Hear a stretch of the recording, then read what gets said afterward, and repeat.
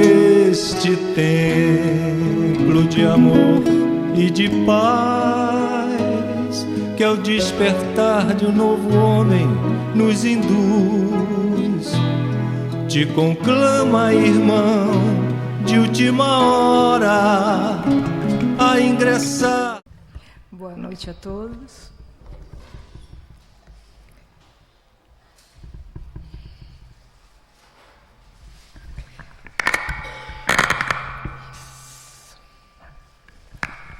Estão me ouvindo bem assim? Então tá bom.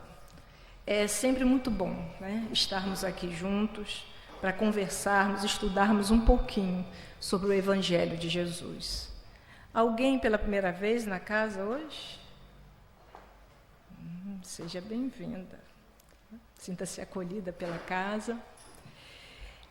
Hoje nós falaremos sobre o Evangelho. A casa, às quartas-feiras, ela adota o sistema de estudo. Uma semana, uma quarta, ela estuda o Evangelho segundo o Espiritismo, e em outra quarta, nós estudamos o Livro dos Espíritos. A codificação, kardeciana, ela está constituída, a codificação da doutrina espírita está constituída no Pentateuco, ou seja, 5 livros. Nós temos 5 livros básicos. O primeiro deles é o Livro dos Espíritos, o segundo, o Livro dos Médiuns, o terceiro, o Evangelho segundo o Espiritismo, o quarto, o Céu e o Inferno, e o quinto, a Gênese. O Evangelho segundo o Espiritismo, às vezes traz alguma confusão, e é bom que a gente esclareça que a doutrina espírita, ou seja, Kardec, não criou nenhum evangelho. Não é máxima da doutrina espírita. O que está contido no Evangelho segundo o Espiritismo? Pode botar o primeiro slide aí, João?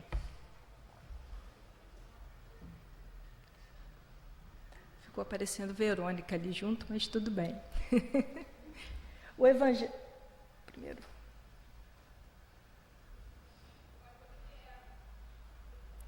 O primeiro. O do livro, do Evangelho. Isso. Então, nós temos aqui o Evangelho segundo o Espiritismo. E o que consiste o Evangelho segundo o Espiritismo?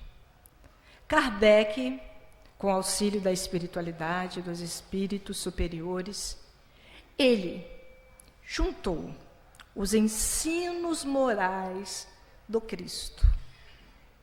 Aqueles ensinos que estão contidos no Novo Testamento. Então os espíritas estudam o Novo Testamento, então os espíritas estudam a Bíblia? Sim. E um conselho muito bacana, particularmente eu gosto muito de usar, toda vez que eu leio o Evangelho segundo o Espiritismo, eu sempre tenho a Bíblia ao lado. Por quê? Kardec, ele pega passagens, pega trechos, e lá na Bíblia, lá no Evangelho, no Novo Testamento, você consegue ver a história, o contexto no qual foi dito aquela citação, aquela parábola, aquele caso. Então, assim, é muito bacana e muito enriquecedor. E ler e estudar o Evangelho segundo o Espiritismo é lançar um olhar diferenciado sobre o ensinamento do Cristo.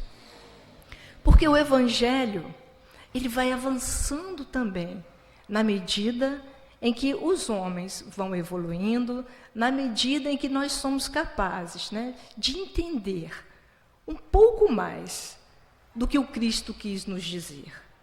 Toda, mas toda a mensagem de Jesus. Você lê a primeira vez, você tira um ensino. Você lê a segunda, você já vê com um olhar diferenciado.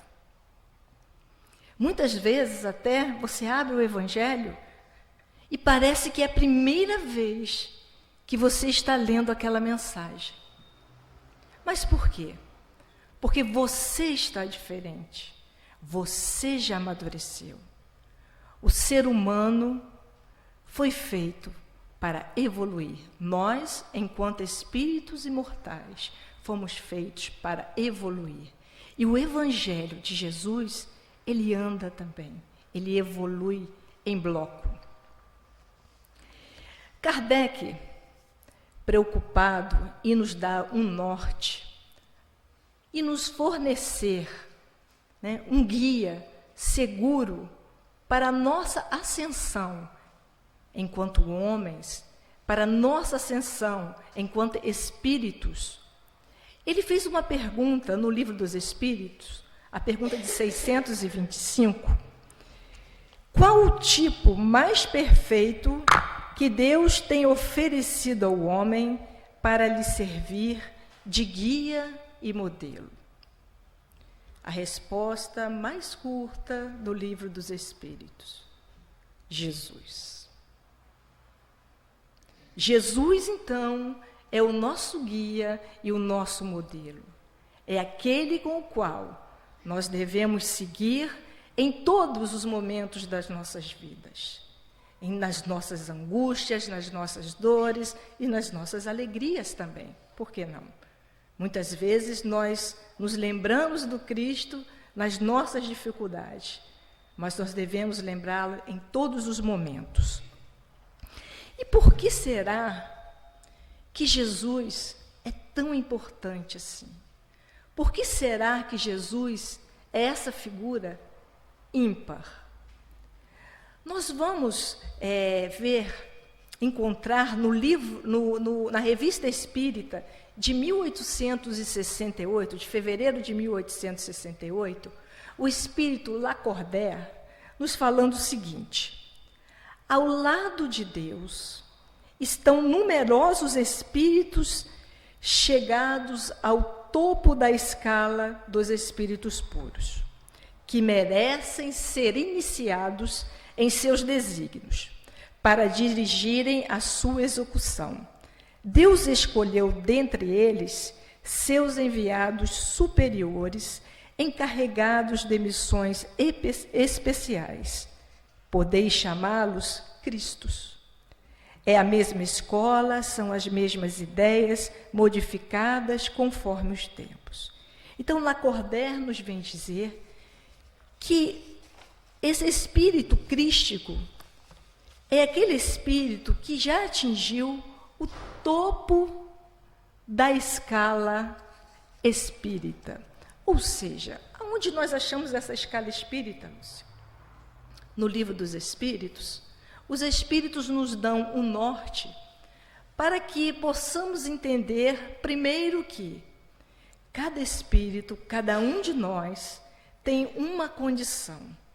Cada um traz o seu grau evolutivo, seja a nível de conhecimento, seja a nível do amor, do sentimento. Então, cada um de nós é um conjunto individual. Mas, para serem didáticos, os espíritos superiores indicaram para Kardec que existem 3 ordens. A terceira ordem, ela constitui dos espíritos imperfeitos. Quem somos? Somos nós, né? Terceira ordem. Predominância da matéria sobre o espírito. Tendência, propensão ao mal. Nesses são os espíritos impuros, os perturbadores, e eles dão lá alguns tipos de espíritos, mas que nós não podemos tomar nada por absoluto. É apenas didático para nós entendermos. A segunda ordem são os bons espíritos. Esses espíritos, eles aí já, a predominância do espírito sobre a matéria. E tem a propensão, a tendência para o bem. Aí nós temos os espíritos superiores, os sábios, os espíritos de sabedoria. E aí vem os espíritos de primeira ordem. Os espíritos de primeira ordem são os espíritos puros. Já atingiram o supremo grau da perfeição. E Lacordaire nos diz o seguinte, que os espíritos crísticos são aqueles chegados ao topo da escala dos espíritos puros. Então, depois que você chega a espírito puro, você ainda caminha muito para chegar ao topo. Algo em torno de 10, 15 bilhões de anos, não muito diferente disso. E esse é Jesus. Jesus é o espírito puro, chegado ao topo dessa escala evolutiva. Esse é o Cristo, esse é o nosso Jesus. Existem outros Cristos, mas o nosso é o Jesus de Nazaré. Jesus que nos deixou tamanhos ensinamentos. E esse é o Cristo que a doutrina espírita apresenta para nós. Por isso, essa figura ímpar, por isso, o nosso guia e modelo. No livro Evolução e Dois Mundos, o espírito André Luiz, ele chama os espíritos puros de co-criadores em plano maior. Que vem a ser isso? Co-criadores do plano maior. Eles são aqueles que Deus confere o poder, confere a governança de planetas. E eles, além do mais, podem criar. Nós somos co-criadores na escala menor.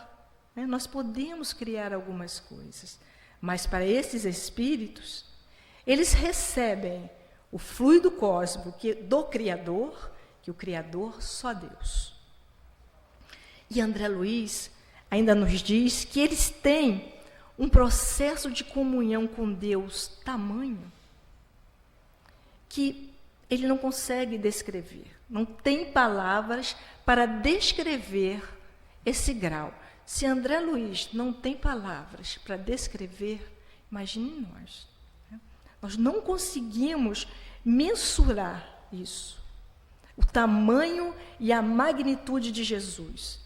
Tudo que nós falarmos aqui sobre Jesus é pouco. É muito pouco. Mas esse é o nosso mestre. Mas esse é o nosso guia. E espíritos da categoria de Jesus, eles não falham em missão. Não falham. Eles têm a plena consciência de tudo que está acontecendo.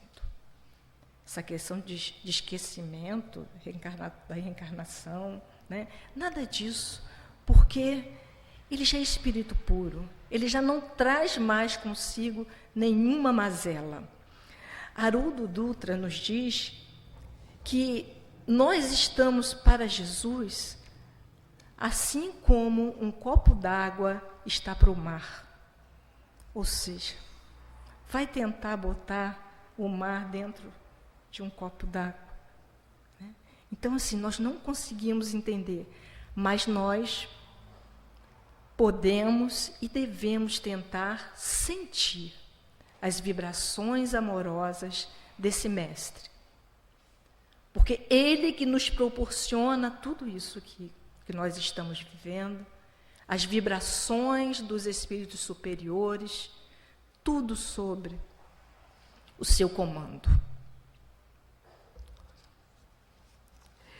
No livro Caminho da Luz, Emmanuel nos fala que Deus concedeu aquela pequena massa, né, da nebulosa, do Sol, desprendida do Sol, e colocou nas mãos augustas e compassivas de Jesus.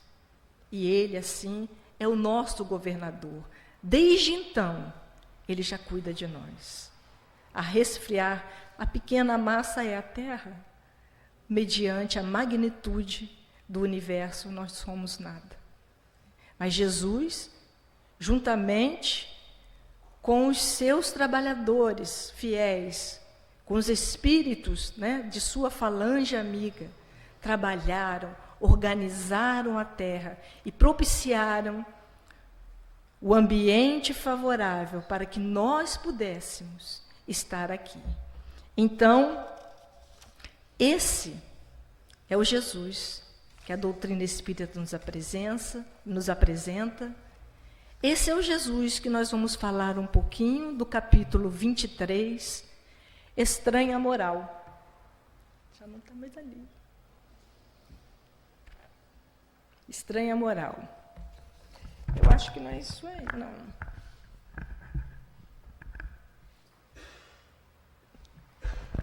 Não é. Esse é o primeiro? Não tem como diminuir?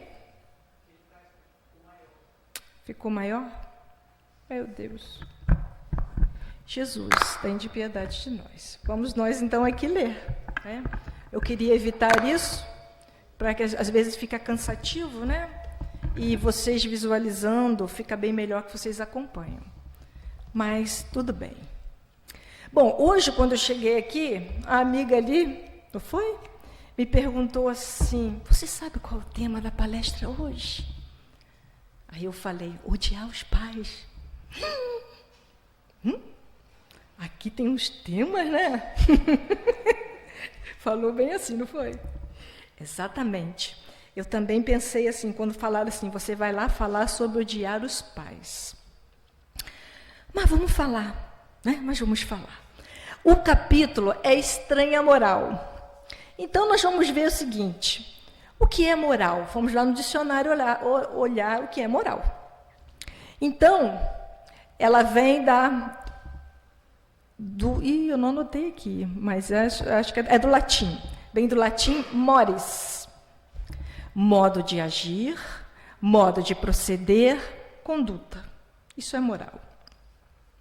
Mas Kardec, né, muito curioso, também no Livro dos Espíritos, pergunta 629, ele faz a seguinte pergunta: qual definição se pode dar de moral? Aí os espíritos respondem, a moral é a regra do bem proceder, isto é, distinguir o bem do mal. Funda-se na observância da lei de Deus. O homem procede bem quando tudo faz pelo bem e todos, porque então cumpre a lei de Deus. Oi?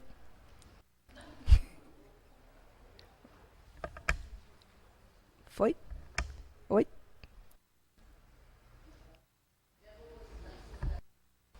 Oi? Tá bom hoje, né, Verônica? Pode pegar esse?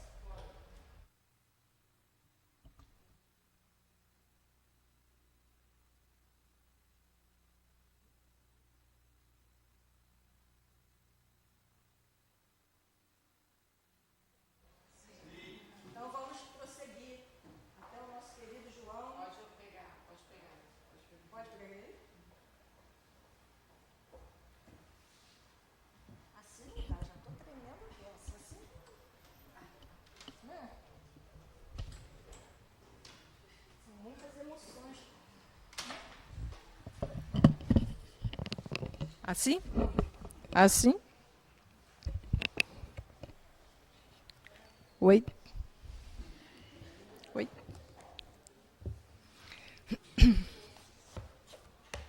Foi? Não? Não vamos desistir, né? Vamos falar. Quando eu começar a baixar a voz, vocês me avisam, tá? Porque eu tenho um tom de voz... Opa! Foi? Foi. É porque meu tom de voz é baixo, né? Então fica difícil. Vamos lá. Deixa eu me ajeitar aqui. Foi? Permito? Foi? Foi? Oi? Oi, de janeiro. Então, vamos voltar. Então, moral é a regra do bem proceder. Agora, este capítulo, ele visa falar daquilo que diverge do habitual de Jesus. Contrasta com aquilo que... muitas coisas que Jesus falou, a maioria das coisas. Porque, na verdade, esta estranha moral, né, são algumas passagens atribuídas ao Cristo, mas que, se nós formos analisar ao pé da letra, não tem nada a ver com a sua moral, com o amor, com seus ensinamentos e, principalmente, com a sua conduta. E, neste capítulo, Kardec ele vem nos mostrar que não há contradições na palavra de Jesus. Então, agora nós vamos ler o item 1 e 2, que, infelizmente, não vai passar ali. Oi? Mas não está o texto todo ali, então não vai dar. Odiar os pais. Item 1. Como nas suas pegadas caminhasse grande massa de povo, Jesus, voltando-se, disse-lhes: se alguém vem a mim e não odeia seu pai e a sua mãe, a sua mulher e a seus filhos, a seus irmãos e irmãs, mesmo a sua própria vida, não pode ser meu discípulo. E quem quer que não carregue a sua cruz e me siga, não pode ser meu discípulo. Assim, aquele dentre vós que não renunciar a tudo que não pode, ser meu discípulo. Eu li errado isso, espera aí. Assim, aquele dentre vós que não renunciar a tudo que tem, não pode ser meu discípulo. Lucas, capítulo 14, versículo 25 a 27 e 33. E temos o item 2, aquele que ama seu pai ou a sua mãe, mais do que a mim, de mim não é digno. Aquele que ama seu filho ou a sua filha, mais do que a mim, de mim não é digno. Mateus, capítulo 10, versículo 37. Então, Jesus falou assim, olha, se alguém vem a mim e não odeia o seu pai, a sua mãe, a sua mulher, a seus filhos, a seus irmãos e irmãos, mesmo a sua própria vida, não pode ser meu discípulo. Então, aquele que não odeia nem pai, nem mãe, nem a si mesmo, não pode ser discípulo dele.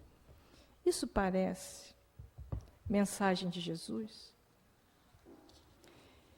Isso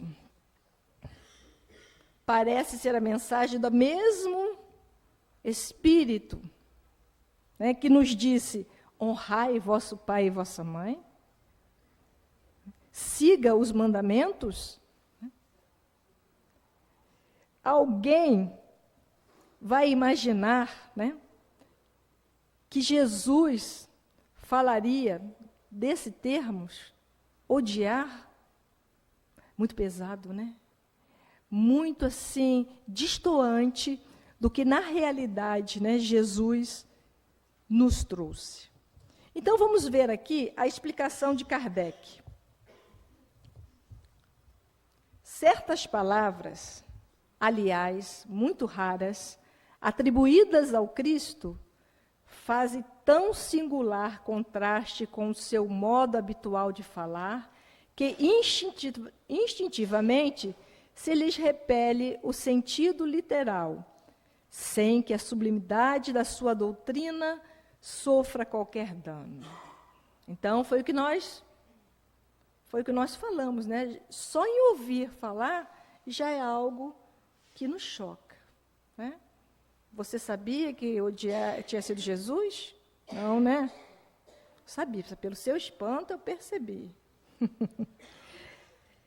Escritas depois de sua morte, pois que nenhum dos evangelhos foi redigido enquanto ele viveu, lícito é acreditar-se que, em casos como este, o fundo de seu pensamento não foi bem expresso, ou, o que não é menos provável, o sentido primitivo, passando de uma língua para outra, há de ter experimentado alguma alteração. Basta que um erro se haja cometido uma vez para que os copiadores o tenham repetido, como se dá frequentemente com relação aos fatos históricos. Aqui, então, Kardec vem... Eu vou comentar aos pouquinhos, porque, já que vocês não estão lendo, talvez fique mais fácil a gente parar e falar trecho por trecho.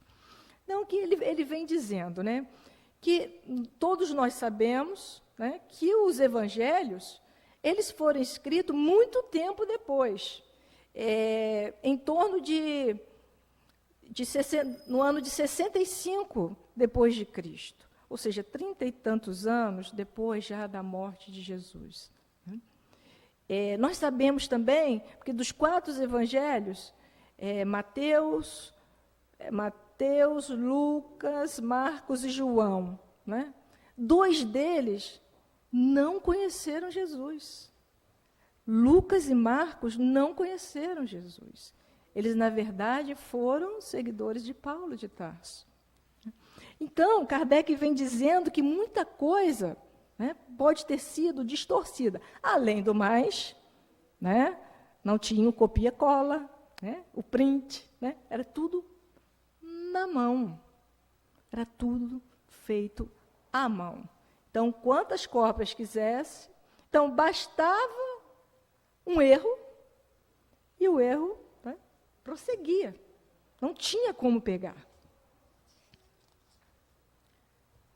O termo odiar nesta frase de Lucas, se alguém vem a mim e não odeia seu pai e a sua mãe, está compreendido nesta hipótese.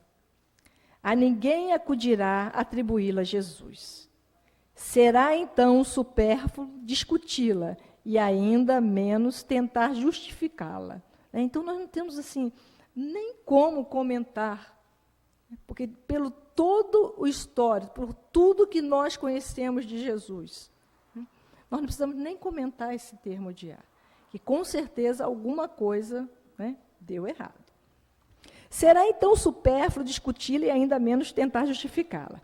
Importaria primeiro saber se ele a pronunciou, e, em caso afirmativo, se na língua em que se exprimia a palavra em questão tinha o mesmo valor que na nossa.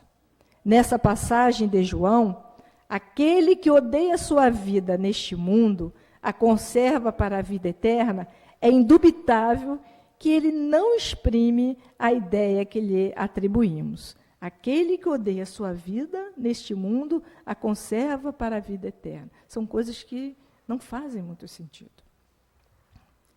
A língua hebraica não era rica e continha muitas palavras com várias significações.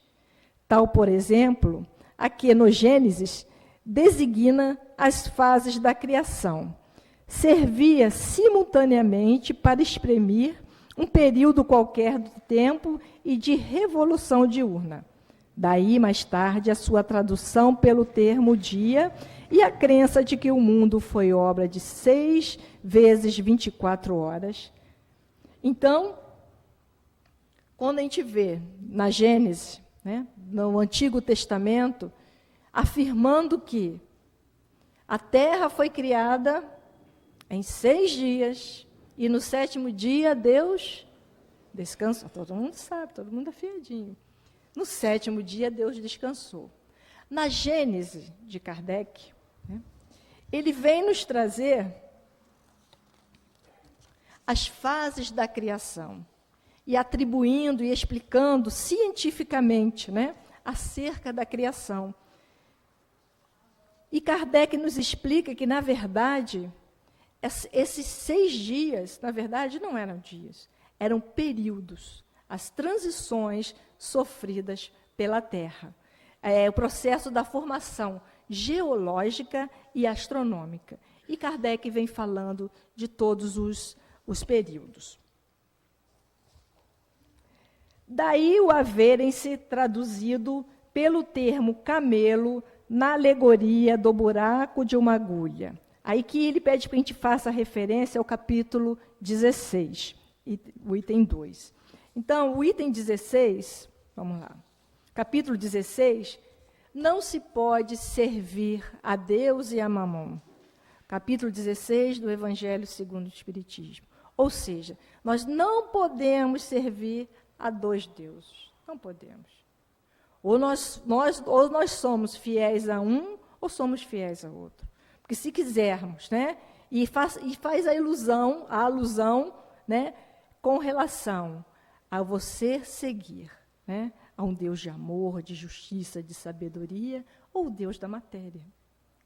E nesse capítulo, quando ele fala aqui da salvação dos ricos, quando Jesus fala aquele trecho onde fala assim, olha, ainda uma vez vos digo, é mais fácil que um camelo passe pelo buraco de uma agulha do que entrar um rico no reino do céu. Então, Kardec está usando essa explicação, essa analogia, para que a gente verifique que alguns termos foram utilizados erroneamente. Uma das justificativas para esse camelo, porque quando a gente pensa no camelo, como é que um camelo vai passar? Né? Você pega um animal, o camelo vai passar no buraco de uma agulha. Então, na verdade, uma das explicações é que um cabo, uma corrente, né, feita do fio do camelo. Então, é um cabo grosso. Então, esse cabo grosso não passaria nunca pelo... Então, a explicação seria essa. Mas existe outra também. Conta que existia, naquela época, um lugar na montanha onde chamava-se buraco da agulha, furo da agulha, né? E que era como se fosse um posto alfandegário. Os camelos, que à época, né, carregavam as mercadorias para cima e para baixo, quando eles tinham que passar por aquele furo, por aquele buraco da agulha ali, eles tinham que pagar o imposto. Então, também fala que é mais fácil, né, o camelo passar ali sem pagar imposto nenhum, do que o rico entrar no reino dos céus. E por que Jesus fala isso? É porque um jovem rico vai perguntar para Jesus o que ele precisa para adquirir o reino dos céus. E Jesus diz que ele precisa guardar os mandamentos. Mas ele pergunta, mas que mandamentos? Aí Jesus fala, amar, né, a Deus acima de todas as coisas, não roubar, não, né, e todos aqueles mandamentos que nós já conhecemos. E ele fala assim, mas Jesus, isso eu já faço, desde jovem eu já faço isso. Aí ele falou assim, então já que você quer ser perfeito, você pega todos os seus bens, vende e me segue. Aí ele saiu tristonho, né, e não fez nada. Partiu, e Jesus completa com essa frase, né, que é mais fácil um camelo passar pelo furo da agulha do que um rico entrar no reino dos céus. Mas isso também é um bom motivo para um estudo. Nós não vamos nos aprofundar nisso agora, né? Nós não temos nem tempo, né, de janeiro. Tem que descontar os microfones, tem que descontar o tempo dos microfones aqui. Bom, então vamos continuar.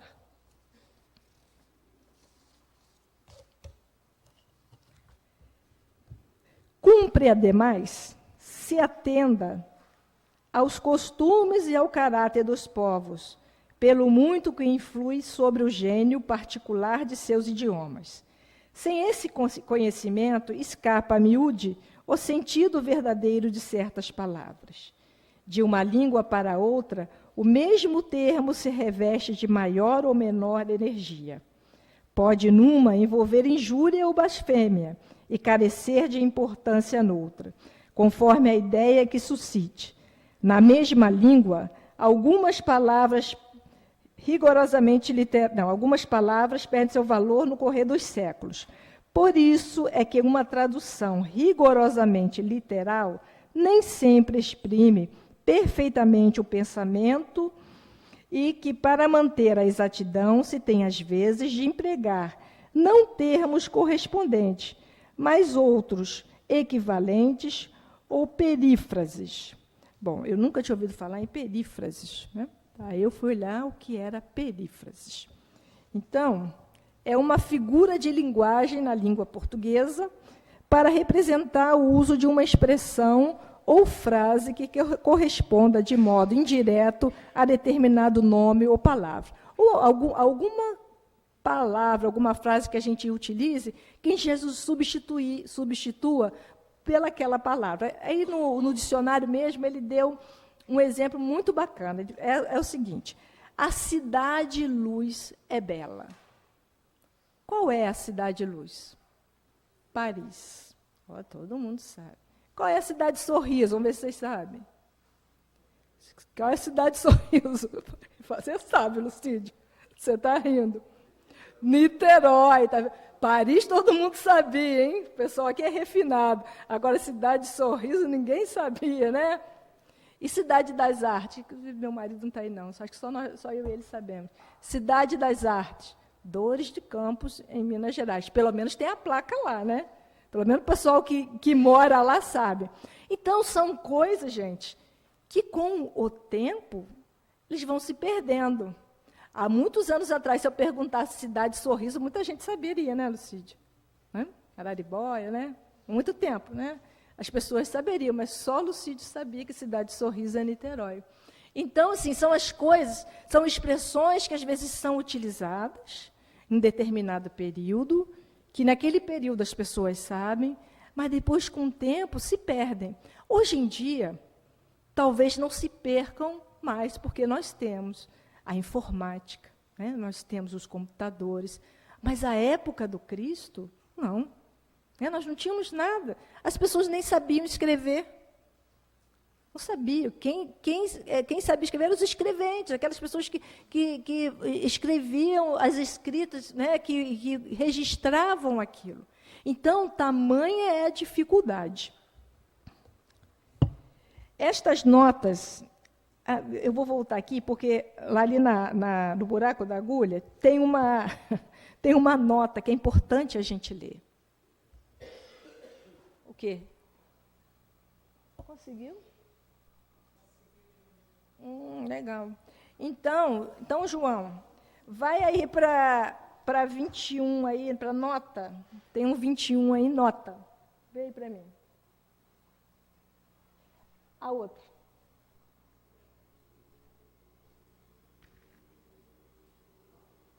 Nota, né? Então vamos lá, vamos acompanhar aí. Nota. Nota do senhor Pesani. Non odite, em latim, caif ou misef, em grego, não quer dizer odiar, porém amar menos. O que o verbo grego misei exprime, ainda melhor o expressa o verbo hebreu, de que Jesus se há de ter servido. Esse verbo não significa apenas odiar, mas também amar menos, não amar igualmente, tanto quanto a um outro. No dialeto siríaco, do qual dizem Jesus usava com mais frequência, ainda melhor acentuada é essa significação. Nesse sentido é que em Gênesis 29, 30 e 31, diz: E Jacó amou também mais a Raquel do que a Lia, e Jeová, vendo que Lia era odiada. É evidente que o verdadeiro sentido aqui é menos amada. Assim se deve traduzir. Em muitas outras passagens hebraicas, e sobretudo siríacas, o mesmo verbo é empregado no sentido de não amar tanto quanto a outro, de sorte que fora contrassenso traduzi-lo por odiar, que tem outra acepção bem determinada. O texto de Mateus, aliás, afasta toda a dificuldade. Então, nós vemos aí a explicação, né? Como nós falávamos, as palavras elas vão modificando o sentido, e aqui diz que Jesus falava o dialeto siríaco, que é um dialeto aramaico.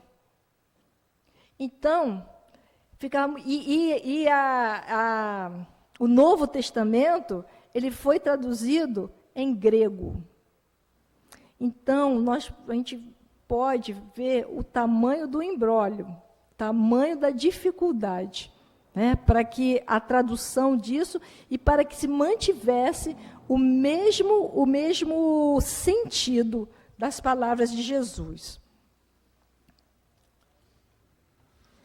Vamos continuar aqui, João. Agora, estas notas.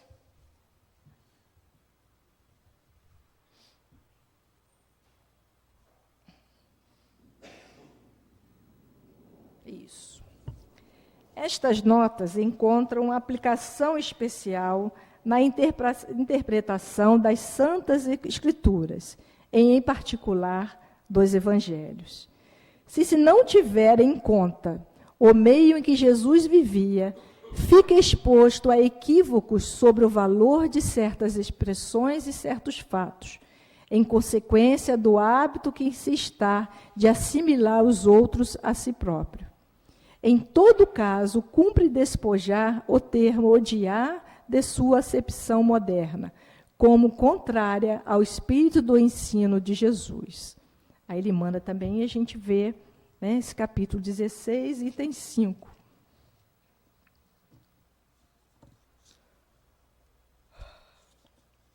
Acho que ele não está aqui.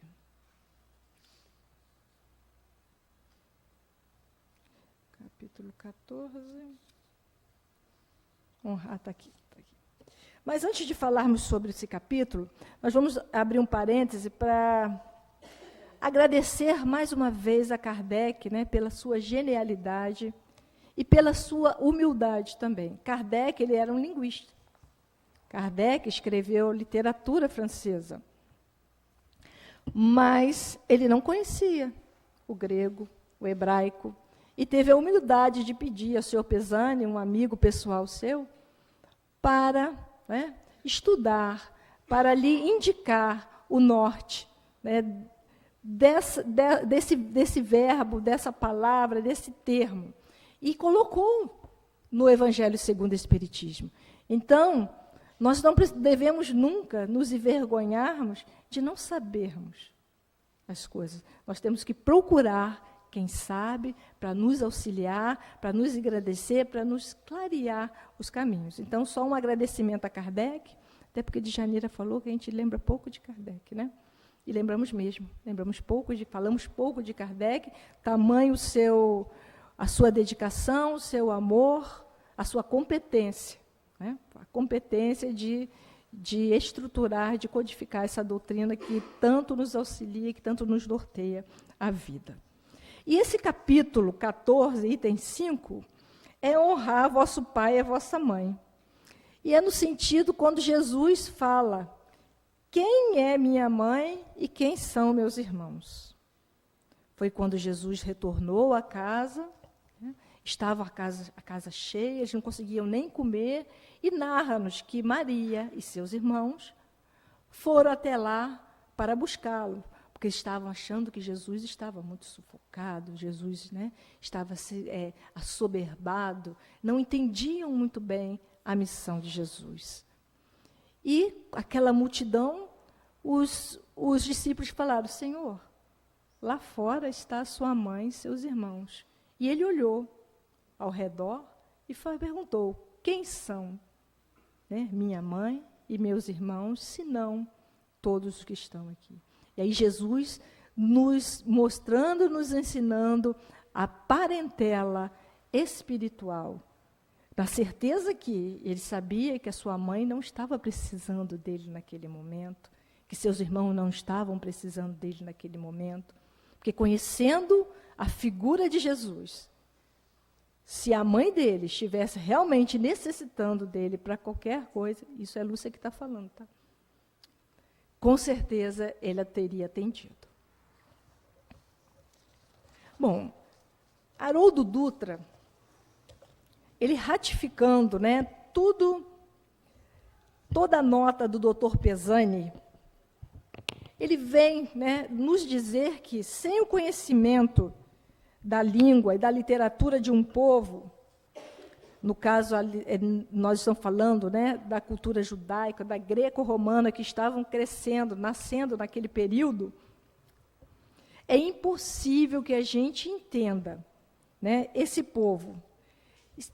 Entenda o povo, entenda certos elementos que compõem o Evangelho, que compõem a Bíblia, que entenda as parábolas, porque Jesus falava para aquelas pessoas que estavam naquele contexto, apesar do seu ensinamento ele ser universal. O ensinamento de Jesus é universal. Como diz o próprio Haroldo, é intergaláctico, né, porque é de Deus. E o Deus não é o Deus da Terra, é o Deus do universo, é o Deus das galáxias. E, na verdade, né, muitas coisas que foram atribuídas a Jesus não têm verdadeiramente um sentido atribuído. Nós temos mais um exemplo que Haroldo nos diz também, que quando Jesus, né, aquela célebre frase de Jesus na cruz, Senhor, Senhor, por que me abandonaste? E quantos não disseram, será que Jesus fraquejou naquele momento? O que aconteceu com Jesus? Eu, particularmente, nunca acreditei que Jesus tivesse falado aquilo. E Haroldo, né, disse que agora, após estudos, falou que, na verdade, Jesus, desde o momento da sua prisão até o momento da crucificação, ele ficou recitando, né, salmos. E, nesse momento, ele estava recitando o Salmo 22, versículo 1, o Salmo de Davi. Meu Deus, por que me abandonaste? E a pergunta, então, agora muda de figura. A pergunta não é, por que Jesus falou isso? Mas a pergunta é, por que Jesus estava recitando salmos? E, na verdade, Jesus não perdia tempo. Em todo esse momento, ele recitava os salmos para nos ensinar, para nos dar ensinamentos de como suportar, né, aquela situação que ele estava vivendo, o porquê, para nos mostrar o porquê da necessidade dele estar passando por todo aquele processo. É um estudo que ainda está em andamento. E Jesus, ele não para de nos surpreender. Existe também uma outra pesquisa que ela chama-se retrodução, ou seja, agora o Novo Testamento está sendo traduzido do grego para o aramaico. Porque Jesus falava em aramaico. E a surpresa tamanha é que todos, 98% da fala de Jesus, ele estava em forma de poesia. E em ritmo, né, em rimas, com algumas cadências, em 2 cadências de 2 palavras, 3 cadências, 4 e 5 cadências. E, além do mais, cada cadência era utilizada para chamar a atenção. Para consolar a uma, para chamar a atenção era a outra. Então, cada vez mais, o mundo se defronta com a grandiosidade de Jesus. Joana de Ângeles fala no livro Jesus e Atualidade. Tudo passou, tudo passará, menos Jesus. Então, agora nós vimos, né, que o Cristo, para a gente terminar, né, estamos na hora, nós vimos que o Cristo não falou, certo? Mas o que é que o Cristo falou? O que será que o Cristo quis dizer nesse momento? Na verdade, Jesus sempre foi muito fiel, e não poderia ser diferente, né, aos ensinamentos de Deus, ao decálogo. Né, ele, ao tempo todo, ele falou, não vim destruir a lei. Né? Então, quando ele fala, né, de amar, né, ou então amar menos o seu pai, a sua mãe, o seu irmão, do que a mim, Jesus falou, eu e o Pai somos um. Então, nesse momento, o a mim, ele reportava-se a Deus. Então, na verdade, o mandamento maior qual é? Amar a Deus sobre todas as coisas e ao próximo como a ti mesmo. Então, na verdade, nós precisamos primeiro amar a Deus e depois amar ao próximo. Mas como que nós amamos a Deus? Amando o próximo. Deus atua nos homens através dos homens. Os homens são assistidos por Deus através, né, dos outros homens. Aqui nós pedimos, não é, Djanira, comida, né, pedimos fraldas, pedimos casacos, é cobertor, é Deus chegando a dos outros irmãos. Então, esse era o ensinamento de Jesus. E o convite de Jesus foi e sempre será a renúncia. A renúncia das coisas da terra para conquistarmos as coisas do céu. Na página intitulada Renunciar, de Emmanuel, do livro Caminho, Verdade e Vida, tem um trecho que Emmanuel diz assim: o que representa renunciar por amor ao Cristo é perder as esperanças da terra, conquistando as dos céus. Porque muitas vezes, estar com Cristo é ser incompreendido pelas pessoas amadas. Quantos de nós não estamos aqui, mas alguns dos familiares nossos não gostariam que nós estivéssemos aqui, mas mesmo assim nós insistimos em vir. Então, quando fala dessa briga de pai contra mãe, de sogra contra nora, já começou desde lá, viu, gente? Sogra contra nora, aquela história, né? Começou desde lá já, né? Mas é isso que ele quer dizer. Não é que você não vá conviver, porque a família é primordial na nossa vida. Nós temos que saber conviver com as diferenças. E esse é o maior desafio.